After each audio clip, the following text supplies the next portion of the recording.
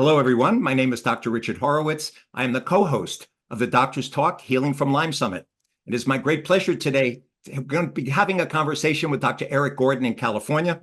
We're going to be discussing pain presentations and atypical ways that Eric goes after these chronically ill patients, about how he gets patients better when other people fail.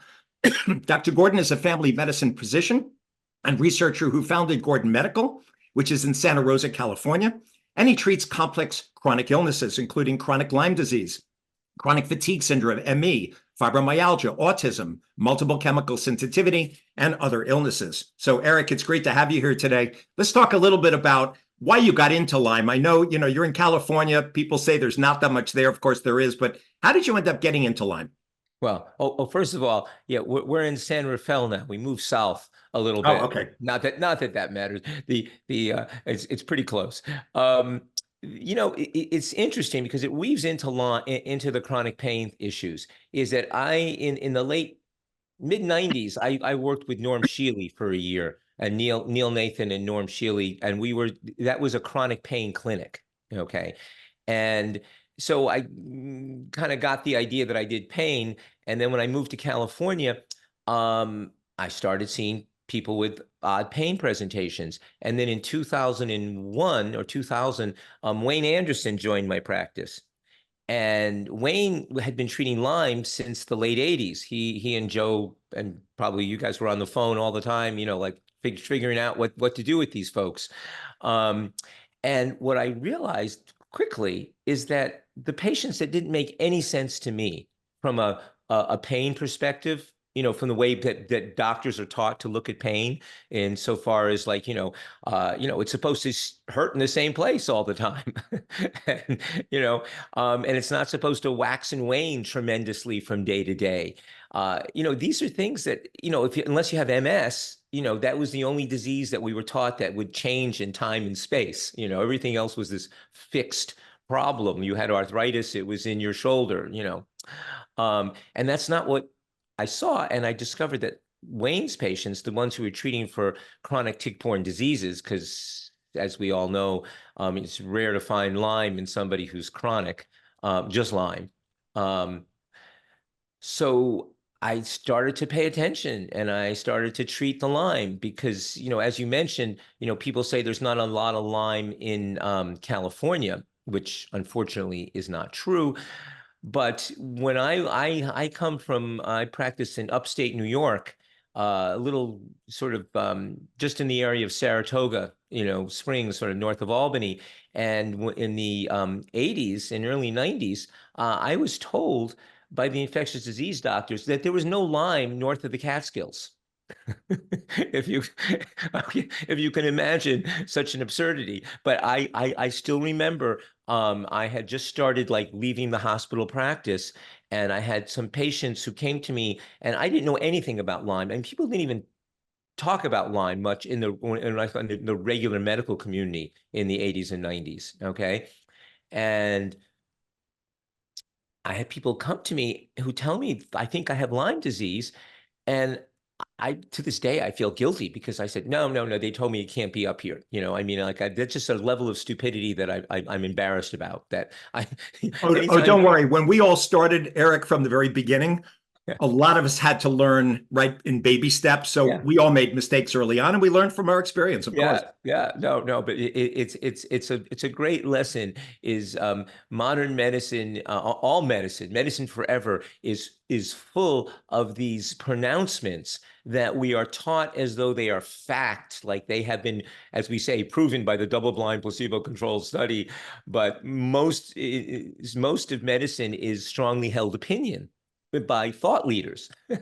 And therein often lies why patients are not believed to this day. And that's a big problem with people with chronic pain and Lyme disease, is because if you do go to your doctor and you tell them that your shoulder hurts on Monday, and but sometimes by the end of the week it's your knee is really bugging you, or your hip, and you have a lot of these burny kind of pains in your body that move around, or even worse, you get this deep pressure pain in your calves. you're often met with what I call the medical eye roll, which is, sure, nah, they don't want to be insulting, but it doesn't make sense. That's not what the average doctor sees. So to make this long story short, that's why I got into Lyme and began to understand it, and the tick-borne diseases in general, was because people have a lot of pain that doesn't make sense from the traditional perspective, Right. And and you were doing pain medicine before, like this was a specialty of something that you were interested in doing prior well, to Lyme? again, I was not a pain specialist. It's just that I listened to people, and one of the things that if you wander off um the road of what I call regular medical practice, if you no longer see people just for high blood pressure and diabetes, you wind up seeing a lot of people with pain, because that's what's not understood, because pain happens from so many different reasons. And most doctors focus on, is it arthritis? Did you break it? Or is there an infection I've heard about that's causing it? Right. Well, you bring up an important point. When you were talking about migratory pain, those of us in the Lyme world know, but migratory pain is the hallmark of Lyme disease, right? Whether it's migratory muscle pain, migratory joint pain, or as you were talking about migratory neuropathy, tingling, burning, stabbing, numbness, that's actually the only disease in medicine that, Lyme is the only one that causes it. Although now that I'm finding so much Bartonella in people, I kind of wonder whether Bartonella is playing a role in some of that migratory pain. It has to be discovered. But you're right. It moves around the body. It's very specific. And you want to talk a little bit, and what gets confusing, I think, for people, it affects inflammation in every organ. So you can get eye pain with uveitis, and you can get pericarditis, right, and chest pain, or costochondritis, bladder pain, interstitial cystitis. It fools people, and they go to subspecialists looking for answers, and they just don't know because they don't know where to look. Yeah, yeah. Well, the multiplicity of the pain presentations is well, what often makes us think of tick-borne disease, and I agree. And I always felt so good when you came out with your list, and that was on the top, because that was always on the top of my list. The migratory pains, especially in the early 2000s, our testing has gotten a lot better. But in the early days, the testing was really, it just wasn't that good, because so many people have problems forming antibodies, and that was the only thing we could measure. We couldn't always be sure. And, and so this looks like a lot of different things. And so you were right. When people came in after a while and they had pain that moved around, I felt, and they didn't have MS or a few of the rare things, that they probably had Lyme disease, so that, or I said, to me, what I've also learned is, to me, they have a chronic infection, okay, and it's usually not viral, okay. Well, and one of the things that we saw is that when you treat the bacterial, a lot of the pains go away, because we did a study with Dr. Navio looking at trying to do a metabolomics, or a way of defining people with chronic fatigue, and our population was pretty coherent. It was consistent for the findings, because we made sure that our patients with Lyme disease didn't get mixed in. And we did that because we made sure if we knew they had Lyme, we didn't include them. But if they had just chronic fatigue and we had treated them for their Lyme, we made sure it was gone, because the presentations are different. Though I like to remind people who are treating Lyme that they can have coexistent chronic fatigue, and don't keep giving them antibiotics to get rid of the chronic fatigue. But that's right. That's And in another this day and story. age, it's actually not unusual that a lot of our patients come in with COVID exposure, and a lot of these patients may in fact have long COVID. They may have viral persistence, viral reactivation on top of, right, what they were coming in with. So the clinical picture starts to get a little bit confusing, and you really have to know how to do a differential diagnosis. Right. You have to be careful not to keep treating what you think is there.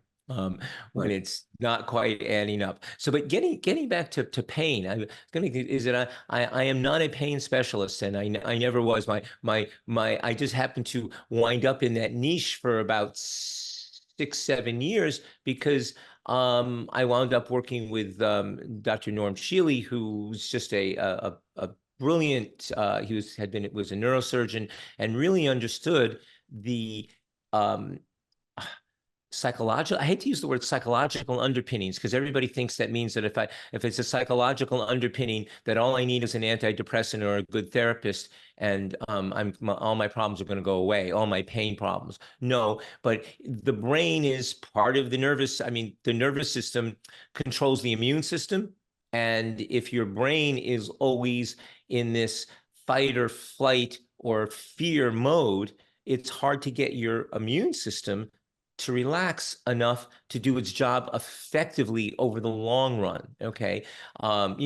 Being in fear will give you a lot of transient strength in seconds, but if you stay in fear, that dissipates very quickly, and then you don't have the real strength to persevere. You have to be able to turn down the fear signal. And the problem with so many people with chronic illness is that sometimes it's the bugs themselves that produce these chemicals that kind of get our nervous system so wired up. I mean, I really believe that because I've seen, especially with Babesia and Bartonella, I've seen where severe depression, this black depression, will just lift when we treat the bug. But again, and people say, well, what? Well, depression, fear. Well, depression is what happens in some people when the body can't ever find a place to rest. It just depends how we're wired. Some of us tend more to depression, some tend more to severe anxiety or OCD. It just depends. But when you're chronically ill, you have chronic inflammation. And psychiatry is beginning to finally wake up that, mood disorders are not merely imbalances in neurotransmitters. I mean, that is just like one little aspect of it. But a big part of it is persistent inflammation in the nervous system. And that's where the need to understand pain and depression is one story. We have to get rid of this idea that it's some moral failing. I mean, that's the other part that I find so distressing, is that so many patients will come in and be so defensive if we talk about the need to find a way to quiet their nervous system, because they feel like, oh, you're telling me I'm just anxious.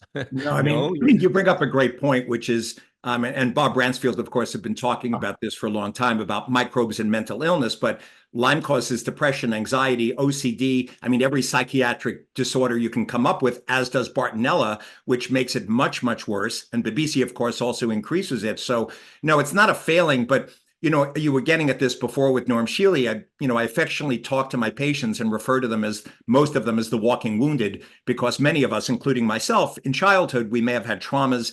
It affects us later on, and your nervous system basically gets affected. So I was curious, when you were talking about the mind-body effects, which of course is, well established at this point, do you have specific techniques you teach to your patients? I've learned meditation from my Tibetan teachers. I teach it to patients, but I also recommend things like EMDR and cognitive behavioral and the Gupta technique, or Annie Hopper dynamic neural retraining. What do you like to get that autonomic nervous system, central nervous system, back in balance?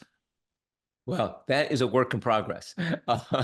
Yes, because what I find is you got to find the right note for the right person. And I just met someone, actually, who I feel so bad because I can't remember their name, just Monday Eve, just 3 days ago, who has worked out a system of being able to help people find the methodology that's going to work for them to relax their nervous systems. Because, as you probably have seen, if you have somebody who is often, has a very overactive mind and is really, really anxious, meditation can be a hard way in. I mean, for some of them, it's going to be the perfect answer. And for some of them, it's just going to, they're going to get more agitated. So it's a question of finding the right tool for the right person. And, and I start with everybody is just getting out in nature. I think if you can just open the window, I mean, open the blinds, if you can't get outside, but see the trees if you can. I mean, it's hard for people who are in cities and stuck in an apartment, then it gets harder. But any way that you can get and touch the earth and be in tune with nature, even for a few minutes, is going to begin to quiet the nervous system. So, I mean, that being said, and if you have the abilities, again, it's finding out what turns that person on, what can fit with them, whether it's Qigong, I mean, sitting Qigong, Tai Chi, stretching in bed. If you're kind of the vigorous sort, you can do, I mean, any kind of, if you can do exercise of any kind, it's changing your state of being. That is the crucial thing, is that when we are ill and we are stuck in depression, anxiety, changing your state physically, if you have the ability, is just amazing.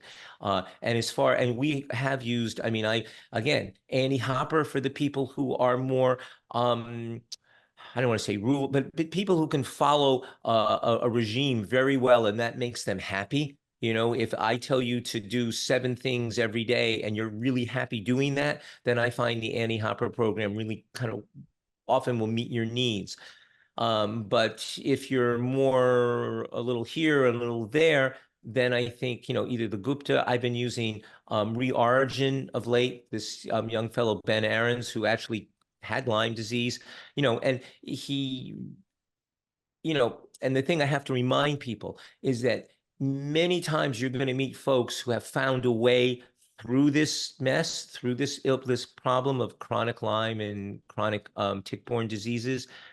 But you have to be kind to yourself, because we're all different. Like this fellow, Ben Aarons, he was, bedbound, IV antibiotics, the whole thing. And then one day he started working on himself, and over a few years actually cured himself. But remember, this man was a surf instructor. I mean, he paddled, I think, 26 miles, in one time. So those of us, if you've ever been on a surfboard, if you can, paddle, a half a mile, you're really good, and strong and determined, so we're different. I mean, I don't have that kind of drive. Okay. I wouldn't, we all need to hear different messages, and don't beat yourself up, because respect that for you, meditation is wonderful, and maybe for you, it's not. And, walking or physical exercise might be great for one person, and it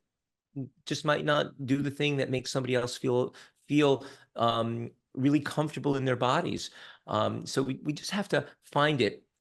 So it's personal, but it's crucial, because if you don't let the body know that it's safe to heal, you're not going to heal. And so, but the basics: sunlight, good. I mean, the things that are hardest for really sick people to get: sunlight, good rest, and good nutrition, and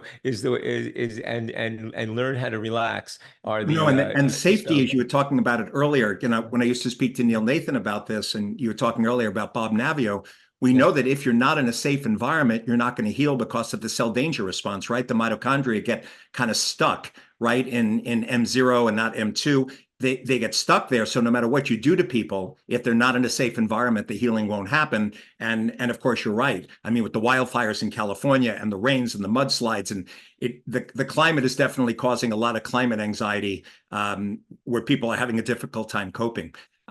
So Eric, if people want to contact you after we're done, what is the best email for them to get in touch with you? It's just, I believe it's info@gordonmedical.com, or just the best thing to do is just on the gordonmedical.com website. There's a button they can press, and and there's lots of information about what we do and how we do it. So that easy to find. Yes, but you brought up the cell danger response, which is really my favorite topic. I have been lecturing on that for the last 7 years, and I must say, I think I'm beginning to understand it. Um, it's the first time I gave a talk on the cell danger response. It was at iLabs, actually, at the Lyme organization. And I know I confused myself, and I think I confused everyone there, because at that point, I was still overwhelmed by the biochemistry of it. Dr. Navio has one of those amazing minds that he has in his head, biochemistry from almost A to Z. And the rest of us, especially people who are physicians, we have pieces of it, but we forget it because it's not our everyday world. But I think it's so critical because the whole idea of the cell danger response I think gives people an understanding of why, when we talk about fear and anxiety and OCD, that sometimes can get in the way of their healing. It's not that you have to be this perfectly calm person to heal. Please don't take that message away from what I'm saying. It just helps. Okay. Very, very, very anxious people still get better. Okay. It just means they have to work a little bit harder often, because your immune system just works better when it's not feeling like it's fighting for its life. Okay. Now it still works, but it works better, Right. especially over the long haul, especially when you've been in this for a few years. It's really good if you can find places of peace, because that signals your body that life is safe. And safety is so important because basically how we pay attention to anything is this extracellular ATP, this magic, ATP is the energy molecule of the body, the energy currency, if you will, of the body. It's how we sort of save energy and use it someplace else, store it and use it. But it's also a signaling molecule. Now, normally there's very, very low levels of it outside the cell. And when that amount goes up a little bit, it tells your immune system and the nearby cells to pay attention. Something's happening. And that's how we remember things. We have so much input throughout the day. We can't, if we remember everything, life doesn't go well. Or feel everything. You don't feel your buttocks until I mention them, and then you realize, oh, I'm sitting on something. And that's all. That awareness is modulated by changing levels of ATP on the cell surface. I mean, then that gets that whole nervous system and all your neurotransmitters and all that other stuff to happen. But that's kind of the first message. And So Eric, quick question on that, because it's a great topic. And when I've listened to Bob Navio talk and learn about it, the thing that I found a bit frustrating was that the only drug that they found that was like across the board effective for raising extracellular ATP was Suramin, right, for sleeping sickness, right. trypanosomiasis, which you can, of course, get in the US. And there were studies like on autistic kids that a large percentage of these kids took it. Extracellular ATP went up and their brain function woke up. The closest I've seen, and I don't know if you have any tricks here, the closest I've seen to that may be sulforaphane glucosinolate, which is the broccoli seed extract. Hopkins did studies years ago on autism and found that if they gave 300 milligrams, the kids' brains also a certain percentage woke up. Do you, and I don't know if you have any other tricks, but that's the only thing I've ever come across in the literature to raise it. Do you know of any other ways of like raising this? I mean, of course, apart from getting the nervous system in balance. Right. Well, lowering it, I mean, it is, yeah. Unfortunately, nothing as elegant as Sermon. And I know Dr. Dr. Navio is like focused on like finding other purinergic drugs to like quiet this down. But I think it's so important because as when you understand the system, when you understand the body, so you realize when you're giving when people come in and you're giving them CoQ10 and other things, the whole mitochondrial support cocktail, and nothing's moving. Okay, well then you kind of know that they are stuck in this inflammatory part of the CDR where you're or even I should add, sometimes you'll give them these mitochondrial things and they'll feel worse. Then you know that they're stuck in the CDR, in the inflammatory part of it. And so I just, when I see people, if they're super inflamed and super sick, I kind of know that these mitochondrial cocktails aren't usually going to help that much at that point. We have to, so I use it, it's not so much as a way of finding a therapy, but it's a way of understanding where the person is in the system and helping me have a map to understand chronic illness. Unfortunately, it doesn't give me a straightforward to do. And people always ask, is this the CDR? And I have to tell them everything is the CDR. If you're ill, you're in the cell danger response. And the thing is, you have some cells that are stuck in inflammation, in what Bob calls the CDR1, which is that acute inflammatory phase, where you're killing cells or you're killing things, but you don't have, but that can be happening maybe in your intestines, and maybe your liver is stuck in CDR2, where your cells are just producing proteins that are giving low-level inflammatory signals to the body that don't go away.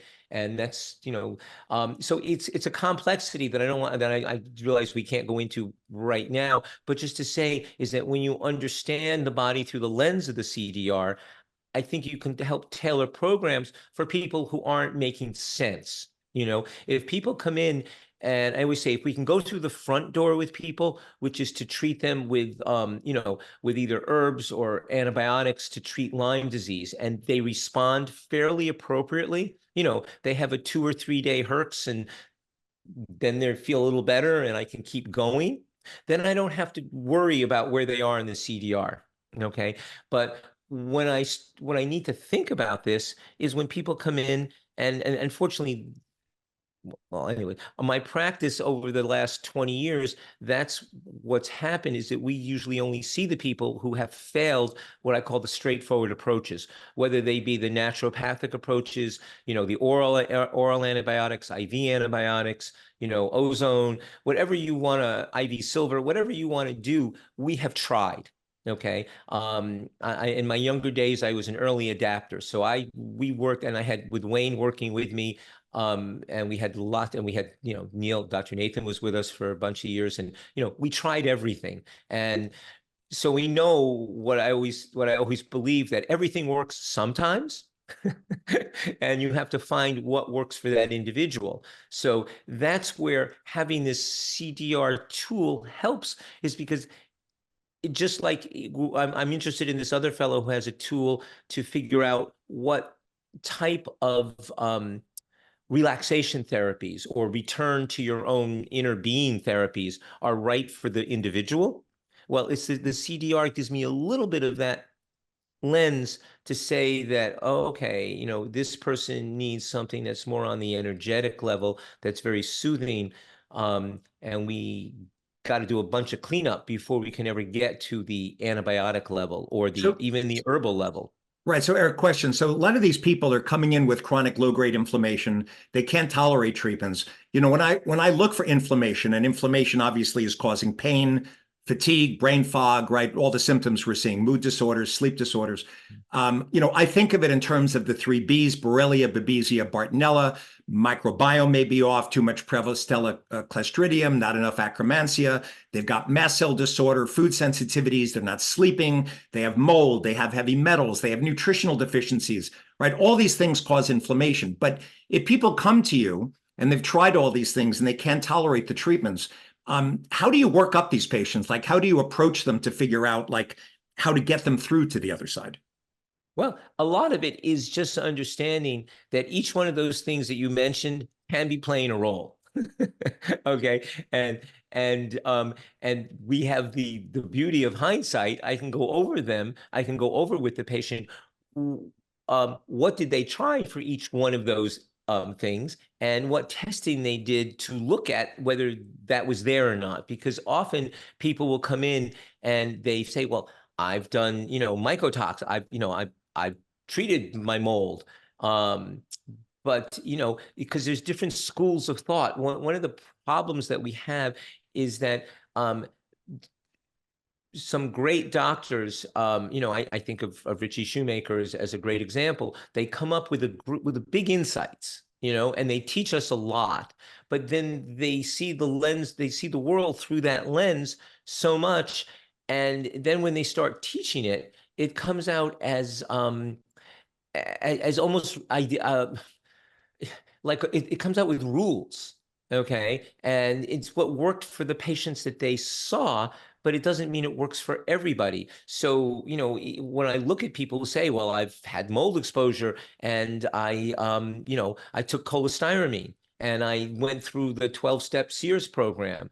But the 12-step Sears program, people have a hard time understanding that sometimes you actually have to kill the mold, that there is such a thing as colonization, in the nose, in the gut, and you got to kill it one way or the other, it's the same thing with mast cells. A lot of people treat mast cells are huge because mast cells are your most primitive, I mean, not primitive in a way, but the original immune cell, like that. So they interact with everybody and they're everywhere in your body pretty much. So mast cells are always involved if you're inflamed. If you have pain, they're mast cell involvement. Um, but if your mast cells are triggered because of your mold exposure, treating mast cells from today to tomorrow isn't going to help a whole lot because you didn't deal with the mold. So it's this thing of layering, of knowing. You have to know a lot about all the layers so you know where to do it. I mean, this goes. Yeah, back to that. There's a concept in osteopathy. I was interested in osteopathy a lot in the 90s, and I still am. I still think structure is huge for people, and we ignore it too much. But anyway, you have to treat people. If somebody comes in with sciatica, you can do the right treatments, but if you don't do them in the correct order for that body, it doesn't work very well. It doesn't hold. And that's the same thing with tick-borne diseases or any chronic inflammatory disease. Is usually you have to treat things in the right order for that person, and we have our lists, I mean, like in the tick-borne disease world, remember when we finally learned about Babesia and Bartonella, it was the rules, I think in the early mid 2000s or something. You got to treat Babesia first, and then you got to treat Bartonella, then you treat the Lyme. By the way, I never did it, and for me, I approach it from the point of view that you have multiple ninjas attacking your fort, and you can't just go after one ninja or two ninjas. You got to deal with the whole tribe if they're going after you. So when I was discussing what I call the 6 rivers of inflammation earlier about, mast cell microbiome, sleep disorders, heavy metals, mold, nutritional, the 3 Bs, et cetera, what I discover is that you're right. I mean, some people, for example, if you try giving them antibiotics and they say, gee, my gut is giving out, I'm either getting candida immediately or I'm getting loose stools, you got to go after the gut and support the gut or the detox pathways first and clean it up, right, in that order. Because if you don't, you can't proceed with the other things. So, I mean, that's taking a good clinical history, right, to figure out what order to do it in.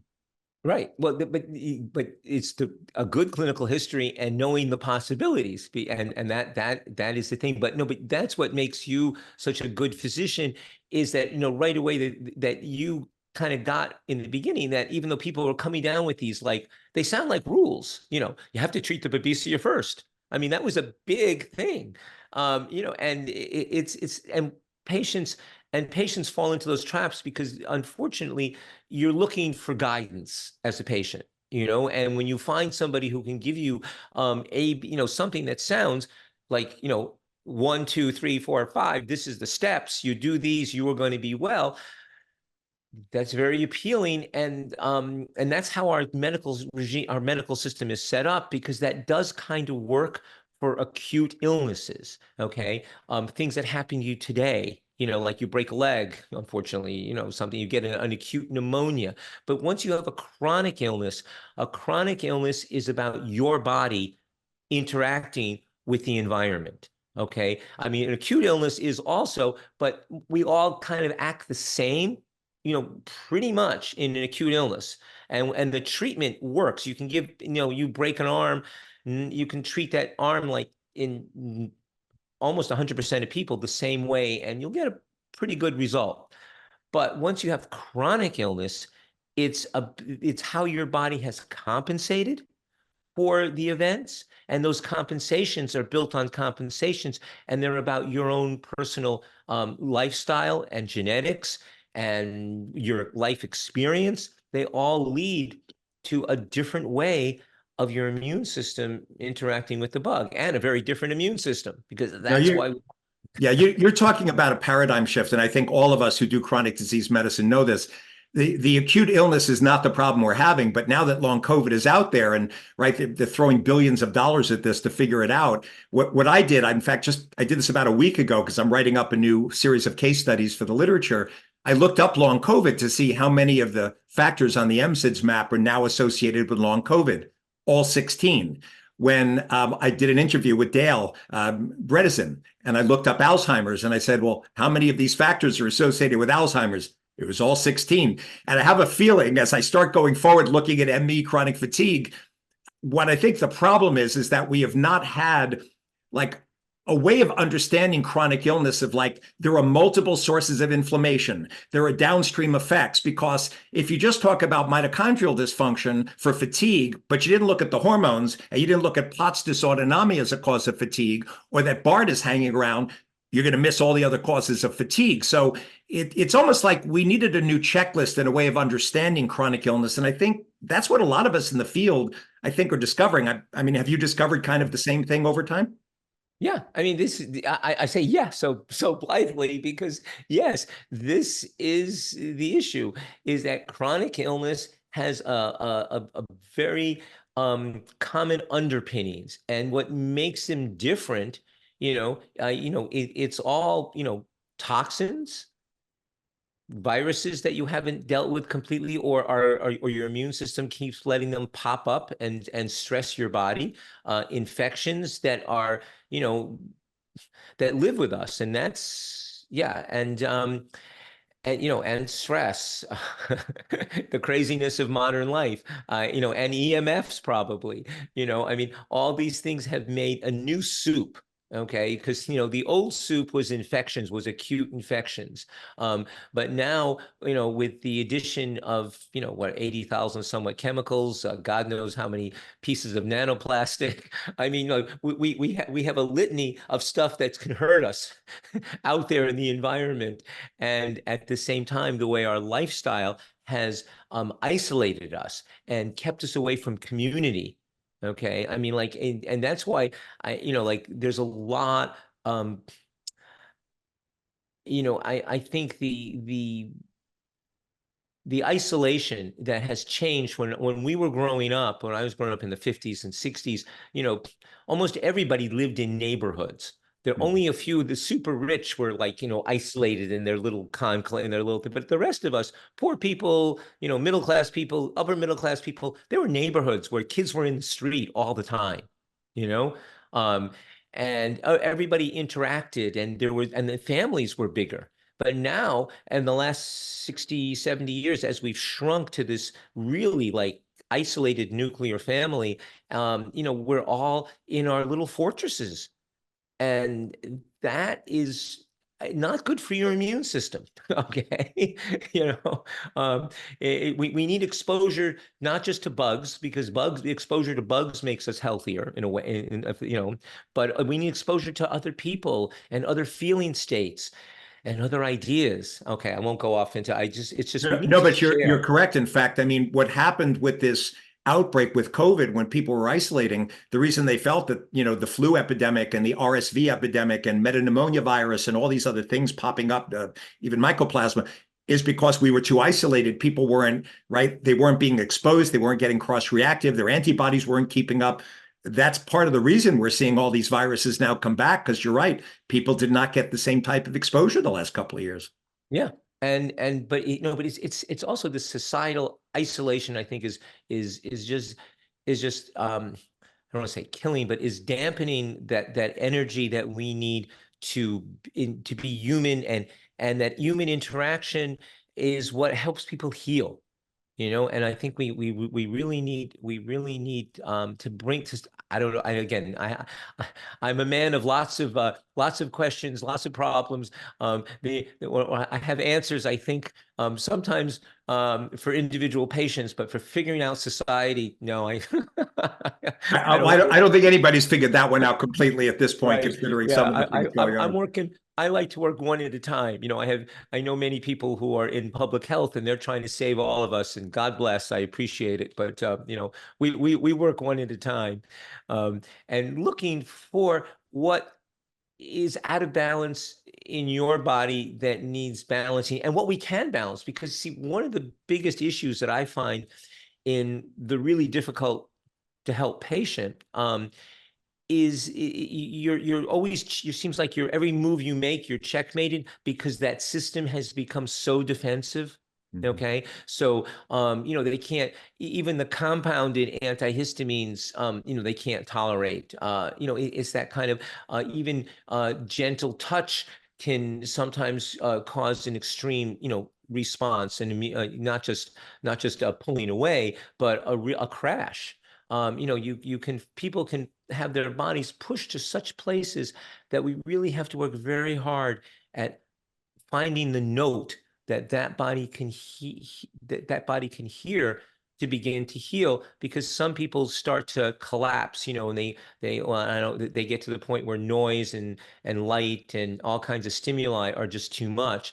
And so they're And by the the way, I mean, apart extreme. from the tick-borne doing it, you said it before, the chemical exposure, the worst people that I see in my practice, and these are probably a lot of the people that come to see you, are the ones who have chemical sensitivity, who are very, very chemically sensitive. They're mast cell, the ones that are immediately sensitive to light, to touch, to sound. I mean, those are usually the ones the mast cells are just hyperactivated, right?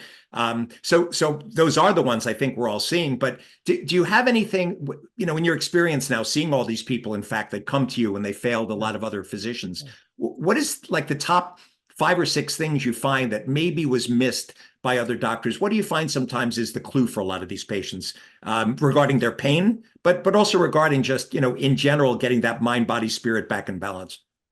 Well, actually, I was going to say, mold and mast cells, but really the thing that's almost 100% is their structure. Okay.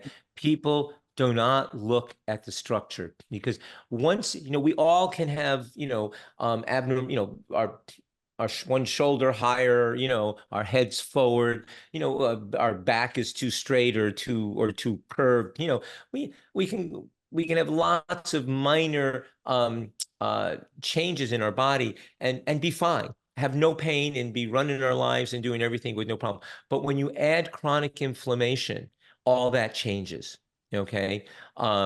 And then that head forward position, which has been straining your neck for the whole life, that old story, 5% flexion, like quadruples the weight of your brain, the weight of your head. So, for your neck muscles. So, but you look around you, where everybody's walking around these days with their heads forward. And they're doing okay. But when that person gets inflamed, when inflammation stays chronic, then those the tiny areas where your nerves are coming out of the base of your skull, especially the vagus, which comes out of the base of your skull, and also even areas in the brainstem at the bottom of the brain, if those ligaments get a little lax, so hyper mobility is a big one, but you don't need the hypermobility.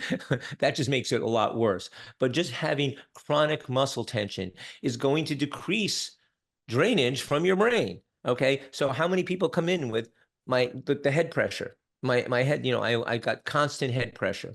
Well, when your traps, the muscles that hold the big shoulder things here, and we call the scalenes, the little guys that are like right behind your collarbone, and if you press in there and you go, oh, that's really not happy, that's not good. Okay, because that means you're not breathing well. Okay, because you're overworking these muscles, to breathe, and you're not draining. I think that's the biggest thing. We talk about, Dr. Parpia likes to use that word pretox. Well, a big part of pretox in my world is opening up the body, because in the sickest people, if we can begin to get a little opening of the connective tissue, the fascia, the things that people don't think about, it will help. And this usually requires a good osteopath, a good, anyone with good hands. I hate to always, it doesn't have to be an osteopath,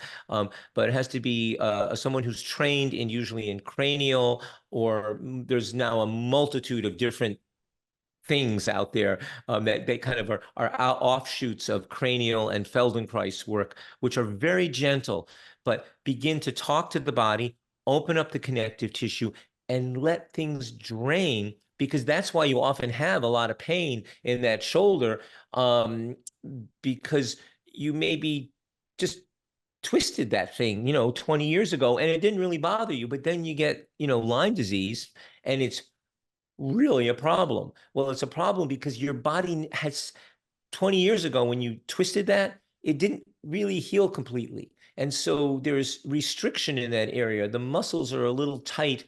The nerves are not as happy. The lymph drainage is not as good. But again, we don't feel it.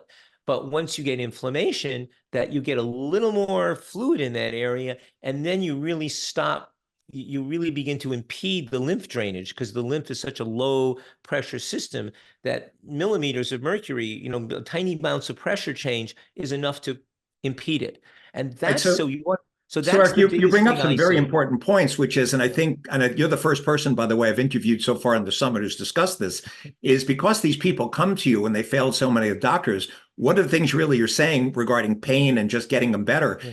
is don't ignore structure and don't ignore drainage to make sure that the body is getting rid of these. But, of course, when you were mentioning the neck, Lyme, of course, it's known it goes into the collagen, and these people have, the Lyme shrug where they're, kind of doing this all day long because it's tight. I do find, of course, it does get better, but you're right. I mean, Neil, I know, loves cranial sacral. I mean, in these techniques, Feldenkrais, craniosacral. I mean, my brother-in-law is a chiropractor. I've certainly sent people, and he's gotten help with them Yeah. sometimes when they can't get help in other places. So you're right. I think it's something that's overlooked that people need to keep in mind. It's not just liver detox, getting phase 1, phase 2. It's really talking about how to get the whole body to drain, right? And using things like cranial sacral to kind of relax some of these areas to get it back into balance.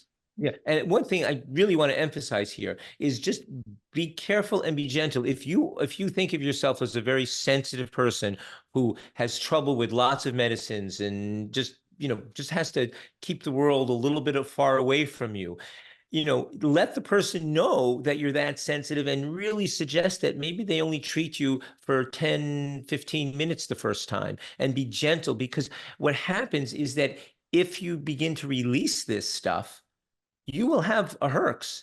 You will feel terrible sometimes if you do it too quickly. And then you're going to say, oh my God, stay away from me. This is terrible. I never want to, you can't touch me. It's And funny you bring that up. My wife early on, before she had done dapsone, because she's now like 4.5, almost 5 years in remission, when Right. she used to go get massage, and this person would do some really deep tissue massages with her, she would be herxing the next day because she basically was like letting go a lot of these toxins and stuff from her body, and it took a couple of days to clear it. So yeah, no, I've seen that with my wife, and I've seen it with patients. You're right. You got to listen to how sensitive people are and kind of where their body's at. Yeah. Yeah. No, and my biggest concern is because I have so many people who I have to, sometimes it takes me years to convince them to let the people, because I've got a bunch of people who work with me. I've collected them over the years because they're hard to find. The people who really understand the fascia, because so many people who have like chest pains and they think they have tachycardias, but with the pulse monitor doesn't, the pulse is 70, but they feel their heart. Well, your heart is enveloped in connective tissue, and that can twitch. Okay. And I mean, there's all kinds of wonderful connections in the body. I mean, like the tongue and the heart I mean, there's just amazing stuff out there that as a regular doctor, nobody told us anything about, and as people are getting more, I mean, not getting more. If you really want to deal with the full body and let people really heal from the inside out, if you open these areas up, they'll drain. The nervous system will be more relaxed. They'll have more resilience. But slow work for a lot of them. And but it's yeah, I gotta say that's probably when people have been willing to do it, because it's funny. People will come and be glad to pay me tons of money to talk to me. Okay. But when I want them to spend, a fair amount of money to have somebody touch them, they go, "Oh, I've had massages, doesn't do anything. I don't, and no matter how much you try to explain it, it's that mindset is like, there's nothing that anybody can do that's going to change my body.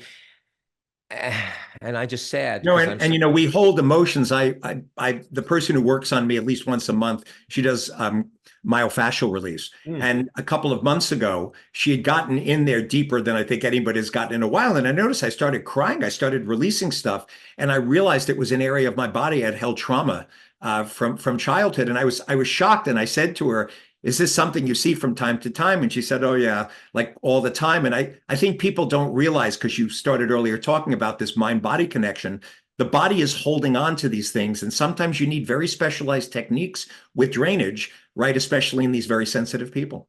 Yeah, and it makes you make me realize I have to put something together, because in interviewing lots of people over the last few years, I've begun to collect people who have such different techniques, and that's, I think, the other thing that's got to be so frustrating for a patient, because even if they have unlimited resources, nobody has unlimited time. And so, and most of us have limited resources, so it's really hard to spend a fair amount of money on something that doesn't work, you know.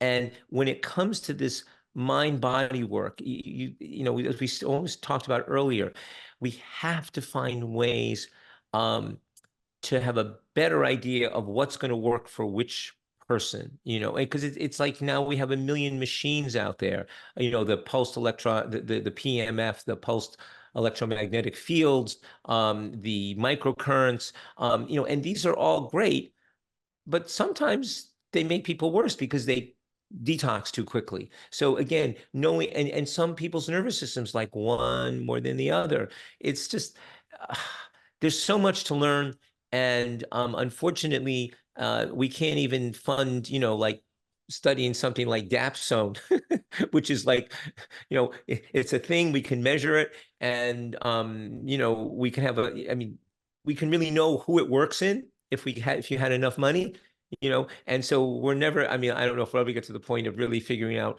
who all these other small things work for. They're all so subtle, because there are so many different ways of talking to the body and dancing with the body.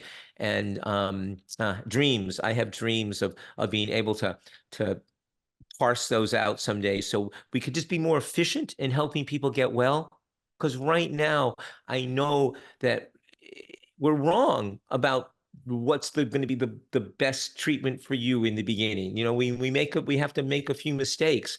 We say we're playing pin the tail on the donkey. That's always like, and the patient, unfortunately, is the donkey. And it would be nice if we could take the blindfolds off and we had the information to know what therapy for what person, because that's the bottom line. These chronic illnesses are about your body, and just like some of us are tall, some of us are short, some of us look better and with this and that, we're all different. And that's not something that medicine wants to hear. Medicine wants the Kaiser approach to medicine, which No, is I think, the personalized precision medicine approach, using obviously the omics approach in the future, but also a clinician taking the time to listen, right? To listen to the patient, to feel into the patient, to see what's needed. No matter how good the AI gets, there's a point where it's ultimately going to be the clinician who listens carefully. And that's something you've been doing, obviously, for a very long time, that gets people better. So believe it or not, we have come to about an hour of our talk. We're coming to the end of it. So I just wanted to thank you again, Eric, for taking the time today to discuss, how you're getting these chronically ill patients with pain better, who come to you with chronic Lyme and co-infections. It's been fascinating, actually, hearing, the way you do this. Can you just tell people one last time, if they want to get in touch with you, the best way of getting in touch with you, and do you have any upcoming seminars or webinars or anything you want to tell people about? Oh, yes. Well, getting in touch with us, gordonmedical.com. There's a a button there that says, and somebody, you can make a call, somebody will give you a call back. They can schedule an introduction call, so you'll know how we work and what we think we can do. And yes, and we do have a summit coming, a symposium coming up called Cracking the Chronic Code: Ticks, Toxins, and Mold. I think I have the title right, but that's it. It's Dr. Parpia and I, and we interview a bunch of really interesting people, including the good Dr. Horowitz, where we get a little deeper dive into dapsone for those of you who are going to need more information. There's more there. Well, thank you, Eric. This was great.